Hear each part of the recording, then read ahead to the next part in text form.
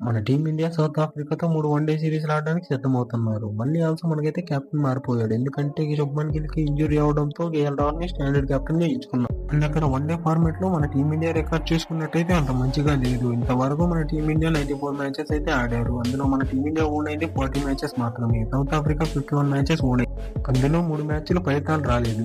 ఇక match ఆడబోయే pitch report చూసుకుంటే neutral wicket అంటే బ్యాట్స్‌మెన్‌కు మరియు బౌలర్‌లకు ఈక్వల్ సపోర్ట్.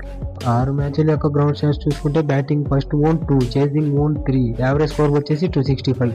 ఒకసారి సౌత్ ఆఫ్రికా ప్రాబబుల్ ప్లేయింగ్ 11 చూసుకుంటే ఎడెన్ మార్కరన్ కంటెంట్ కప్ బరిలో దిగనున్నారు. నెంబర్ 3లో వచ్చేసి టెంబా బౌమా, నెంబర్ 4లో వచ్చేసి టానీ జిజార్జ్, నెంబర్ 5లో వచ్చేసి మాథ్యూ బ్రెచ్కే, నెంబర్ 6లో వచ్చేసి డెవిల్ బ్రెవిస్, నెంబర్ 7లో వచ్చేసి మార్కో ఎన్సెన్, నెంబర్ 8లో వచ్చేసి రెనల్ సఫరెన్, నెంబర్ 9లో వచ్చేసి కేశవ్ మహారాజ్, నెంబర్ 10లో వచ్చేసి లమ్మీ ఇంగ్రీ, నెంబర్ 11లో వచ్చేసి నండేబల్. ఈసారి మన టీమిండియా చూసుకుంటే మార్పులు జరిగాయి. రుతురాజ్ గైక్వాడ్ బ్యాక్ వచ్చాడు మరియు తిలక్ వర్మ, రిషబ్ పంత్ కూడా బ్యాక్ వచ్చారు. ఒక్కసారి ఇండియా ప్రాబబుల్ ప్లేయింగ్ 11 చూసుకుంటే నెంబర్ 1లో రోహిత్ శర్మ, నెంబర్ 2లో యశస్వి జైస్వాల్ బరిలో దిగనున్నారు.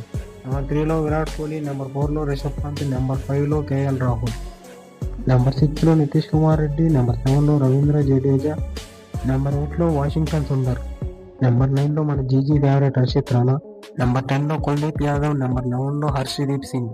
దీన్ని బట్టి చూస్తే మన టీమిండియా గెలవడానికి ఎక్కువ అవకాశాలు